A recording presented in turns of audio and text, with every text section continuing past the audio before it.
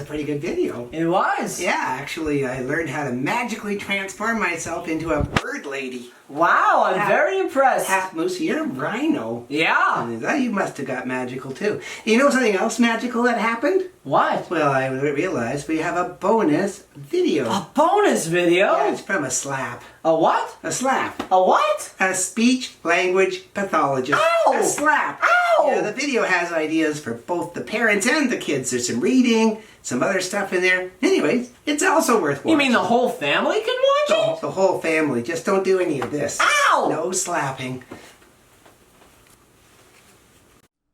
Hi, I'm Kirstin. I'm one of the speech language pathologists at Mission Public Health. As you may have heard, our program has been on hold while we've been redeployed to support the pandemic response. So it's mid-January.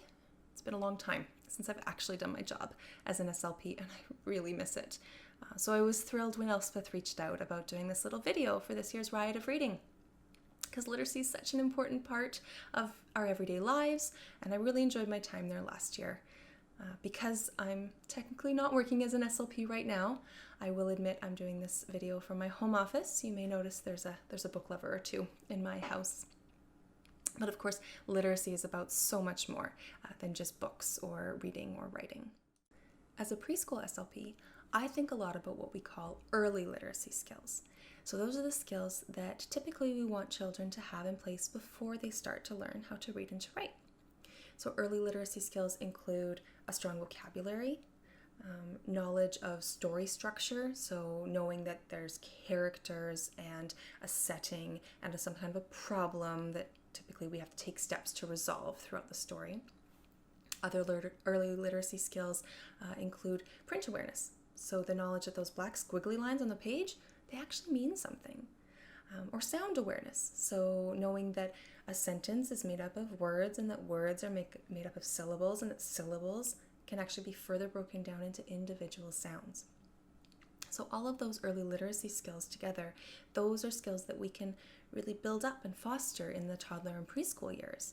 And if a child has a strong foundation in those areas, that really sets them up for success when they start to formally learn how to read and to write. Also, in my usual job as an SLP, I do talk a lot with families about how to look at books with your child, how to read books with your child. It happens to be a great activity that can help boost early language, and not to mention those early literacy skills I just mentioned. So, not to be too cliched, but I am going to talk about books today.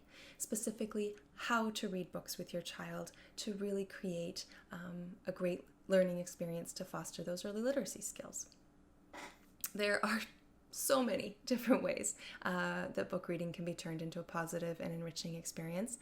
I just chose one strategy today to focus on, kind of a core strategy that I find can be adapted to a wide range of ages and language levels. So before I get into the specifics of the strategy, I wanted to point out, you may have noticed that I said reading with your child, not to your child, and that's a really key difference. When we say reading with your child, what I mean is we're going to transform the shared book reading experience into a conversation, into a back and forth interaction between you and your child. And that's really where the learning happens, where a lot of the learning happens is within that context of the interaction, the back and forth that's happening. And the strategy that we'll talk about can really help do that, make book reading into a conversation. So the strategy that I wanted to highlight for you today is called Follow Your Child's Lead. And if you've worked with an SLP before, you may have heard this one. We talk about it a lot in early language development because, well, kids are more motivated generally to learn the words for things they're interested in. And similarly, when you're looking at a book together, your child is more likely to have more to say about things that they're interested in. So the first step is waiting and watching and listening, really attuning to your child to see what piques their interest. And then you talk about that, even if it's not something that's specifically written in the story. As grown-ups, we tend to get hung up on the idea that we have to read every word on every page. I would encourage you to try to shift your focus away from that and really focus on what your child is showing interest in. Obviously, that's going to look a little different depending on how old your child is and how much language he or she has. With really young children, They may show interest by pointing at a picture, a part of the picture, or simply even looking at part of the picture. And so if you're really observing what they're interested in, you can give them the word for what they've just shown interest in. And then wait again. They may point to another picture. You can give them a word for that too.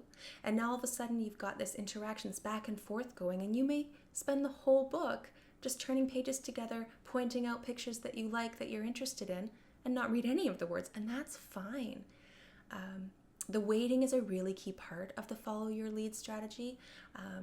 child's lead strategy, because young children tend to need a little bit more time sometimes to really take their turn.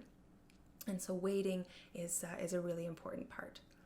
If your child has a little bit more language, then they may express interest in a different way. They may make a comment on a part of the picture, or you may read a sentence in the story and then pause.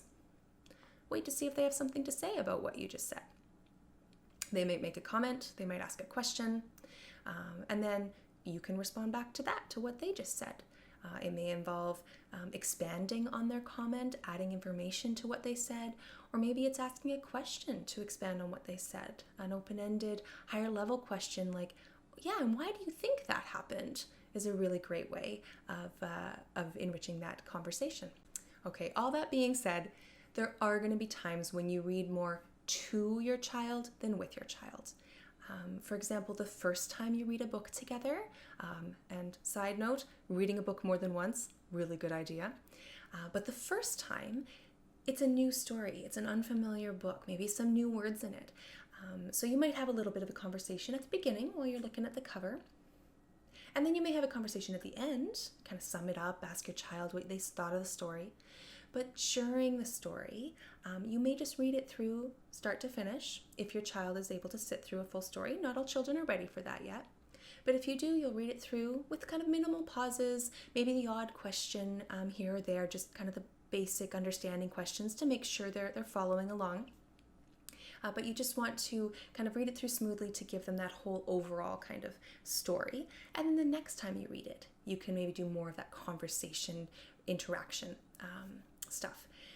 Now, another time obviously is bedtime. If you read stories at bedtime, which I strongly encourage, maybe that's not the ideal time to be having animated discussions about the book. So there are times when reading more to your child is appropriate, and it's still helpful. They're still being exposed to vocabulary and the story structure, but I would really encourage you to maximize the times when you do read with your child. And again, that follow your child's lead strategy is a really great way of doing that. So now I wanted to share a couple of my favorite books with you to just kind of show you how you could kind of target some of these early literacy skills with these books. And then I'll read a book to model that follow your child's lead strategy that we talked about. Obviously, a little tricky to do over video when I can't see what your child is looking at and interested in, but I'll just try to envision that and pretend to know what is piquing their interest, just to show you what it could look like. If you have any of these books at home, feel free to bring them out and follow along. The first book I wanted to show you is called Blue Hat, Green Hat by Sandra Boynton. If you don't know the story, it's involving a little silly turkey that doesn't really seem to know how to get himself dressed. And this is a great book actually for that follow your child's lead strategy, because you can do something as simple as just show them the pictures, point to them, or even read yellow pants, red pants, green pants, oops, and then just wait and see what your child does. They may show you, again, depends on their language level, but they may show you that in some way they've noticed that this turkey is being kind of silly and this is not what's supposed to happen. And then you can talk back and forth about that. Another way that's great to engage with this book is to actually act it out. So because the turkey does all kinds of silly things, like, for example, put his socks on his hands, you can encourage your child to do the same. And you can even go beyond the book too. So maybe your child also, puts his socks on his hands. Or maybe you could talk about, hey, let's pretend you're that silly turkey. What else could you do with your socks? The turkey doesn't know that they go on his feet, so where else is he going to put them? Maybe you could put them on your ear. Would they stay there? Or maybe you could wrap them over your knee. So really engaging the child in the story in that way. Now, that can be distracting for some kids, and it may kind of pull their attention fully away from the story. So you know your child best, and you can gauge when it's time to maybe turn the page and move on. So here's another of my favorites, Gillian Jiggs. I kind of hesitated a little bit to show you guys this because this was mine when I was a kid, and you can tell it's kind of seen better days. But this is a really great book for all kinds of ages. It's a little bit long, a lot of words for the really little kids. So for them though, I would just encourage you to look at some pictures. There's some pretty fun pictures in here. Like, you know, they're dressing up as dragons, but this kid's got flippers on his feet. So maybe your child notices that. And you can just point out silly parts of the pictures. Also a great story for that whole acting out strategy that I'd mentioned. Whether you want your child to act out all the shenanigans that Gillian Jiggs and her friends get up to, that's your call. But the acting out strategy is a really great way of fostering deeper understanding of the different parts of a story and how the events are sequenced. One of my favorite parts about Gillian Jiggs is that it rhymes. There's a whole bunch of rhymes in it, of course, and so it's really great for that sound awareness that we talked about, that I mentioned at the very, very beginning. So even explicitly pointing out, Gillian, Gillian, Gillian Jiggs, it looks like your room has been lived in by pigs. Hey, Jiggs and pigs. They sound the same at the end. They rhyme. Jiggs, pigs. You can also point out letters. So, you know, Gillian Jiggs, that's the letter J, and it's one of the letters that says the sound J. J for Gillian, J for Jiggs. Can we think of another word that starts with the sound J? Hey, they're jumping on the bed. Jumping, Gillian, and Jiggs. They all start with that J sound. So Gillian Jiggs is a really fun book that you can use in a lot of different ways. So the book I'm actually going to read with you today is called Goodnight Gorilla. One of the reasons I love this book is because there's actually not a lot of words. So that kind of removes that temptation that I have to read every word. And it just leaves more space for talking about the pictures or whatever your child is interested in. So keep in mind that the way I'm going to read this story today may not be the best fit if it's the first time your child is listening to the story, if it's a new story for you or your child, especially a younger child who just might need a little more of a smoother read through the first time without as many pauses or stops and starts to get that overall picture of the story. If you have this book at home, I'd love it if you got it out and read it along with me. So, Goodnight Gorilla by Peggy Rathman. That's what those words say. Peggy Rathman. That's a person's name. Why do you think her name is on the front of the book? Yeah, it's because she wrote it. She wrote the story, so her name is on the front. She's the author. Peggy Rathman wrote the story called Goodnight Gorilla. Do you have any guesses as to what the story might be about? Maybe you've already read it and you already know. But yeah, I see that sneaky gorilla too. He's being kind of secretive. And he's holding a key. Gorillas don't usually hold keys. I also noticed that it's dark out. I can see the moon. Looks like it's nighttime. I wonder if he should be sleeping.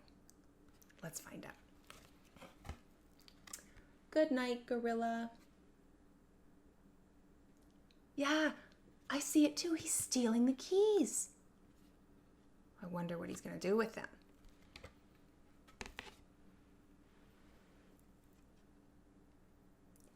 Yes, he's following the zookeeper. This man, he's the zookeeper. He takes care of the animals in the zoo. And he said goodnight to the gorilla. The gorilla's supposed to be sleeping, but he's not. He's snuck out and he's following the zookeeper. Oh, you see that little mouse carrying a banana. I think he's on every page. We could try to find him. Zookeeper says, "Good night, elephant." Oh, do you see? My finger was covering that little mouse this time, but there he is, walking through all the peanut shells that the elephant ate. Good night, lion. What do you notice? Yeah, I think you're right. I think he's opening the lion's cage. I wonder if the zookeeper knows. Good night, hyena. Good night, giraffe. Uh-oh. All those doors are open to the cages.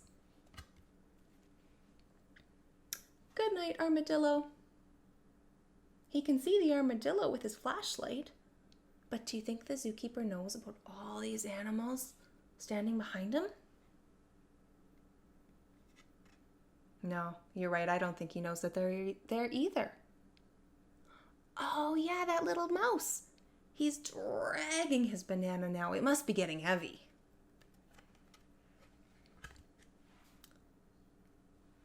All the animals are following the zookeeper to his house. The animals don't live in houses. Not these animals, anyway.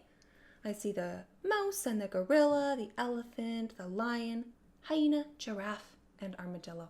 They're all following him. Do you have a favorite of those animals? My favorite, I think, is the giraffe, just because he's so tall. Oh, look, he's so tall, he has to bend to fit into the house.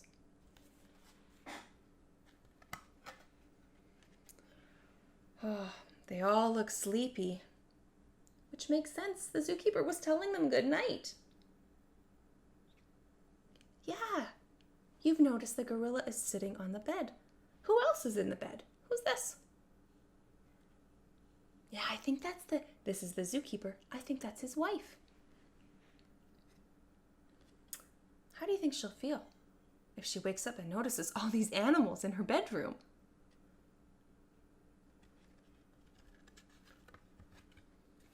She says, "Good night, dear." Oh, yeah. The mouse found a little drawer to sleep in. That's a great bed for a mouse. Right there. He's even using his banana as a pillow. Would you ever use a banana as a pillow? I don't know that that's a good idea. Your head might squish it. She says, "Good night, dear." These words all say, "Good night, good night, good night, good night, good night, good night, good night." All the animals saying good night. I think that one's the little mouse squeaking, "Good night." Maybe the big elephant in his big voice, "Good night."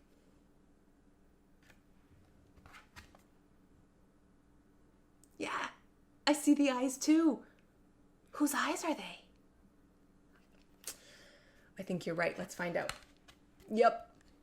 The zookeeper's wife. She heard all those voices saying goodnight, and she woke up. Look at her face. She looks kind of surprised, doesn't she? Maybe a little bit scared? How would you feel? Would you be scared if you woke up and found a gorilla in your bed? I think I would. Gorillas are big, huge animals. I might be a little scared.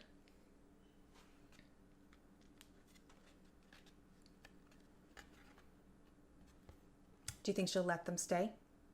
Is she gonna let them stay in her house, in her room? Oh, no. She's taking them back to the zoo. All the animals back across the yard, back to the zoo. Oh yeah, you see the little mouse still with his banana. I'm glad he hasn't lost it. She says, "Good night, zoo." Phew, all done, right? Now she can go back to bed? All good?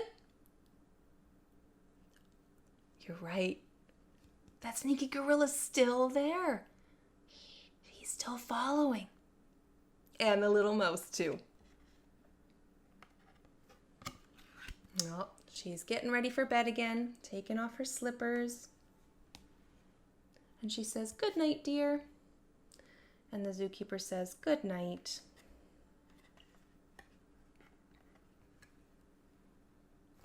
Oh, you're right. I didn't notice that. The gorilla's bum. And the little mouse, too. They're sneaking into bed. You've snuck into a bed before, too? Maybe mom or dad's bed. Have you snuck in?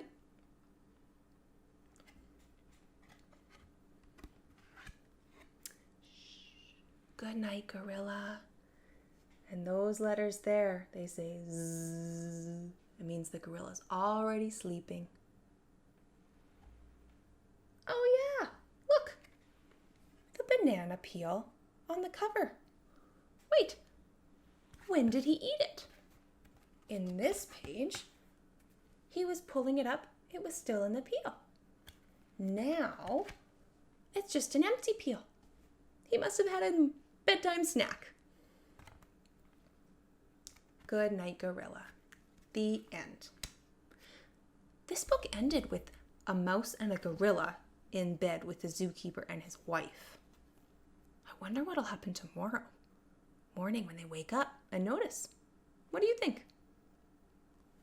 So mom or dad or any grown-up that was watching that, you may have noticed that I incorporated a lot of strategies into that reading of Goodnight Gorilla. There was a lot going on. I hope you noticed that I was trying to follow your child's lead by leaving lots of pauses and making comments on what they might have pointed out, keeping in mind, of course, that I didn't really know that and kind of had to take my best guess. But there was a lot of other strategies going on that I was modeling. And you may have noticed I kept looking down to my notes just because I had so much I wanted to show you. So obviously you don't have to use all of those strategies in any one given reading of a book. I just wanted to show you all the possibilities that you could try.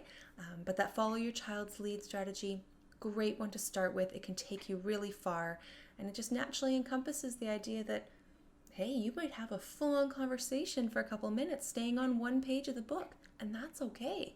And then there's other pages that your child may not be as interested in, and you move through those a little bit faster, and that's great. I also apologize if the glare on the book was a little bit distracting, and I'm sorry I'm not technologically savvy enough to know how to mirror image the words, so I realized that it was backwards for you guys. I hope you were able to maybe follow along in person in the book so that it made a little more sense for your child. So I hope this has been at least a little bit helpful or interesting, or even both. If you have any questions, I'm more than happy for you to reach out to me. I can't promise that I'll get back to you right away, just because we are still redeployed. But if you call our program assistant at the Abbotsford Health Unit, she's the program assistant for both the SLP clinic in Mission and in Abbey, and she would be more than happy to take a message, and I would be more than happy to get back to you just as soon as I can. All right, thanks so much, everyone. Happy Riot of Reading. Bye.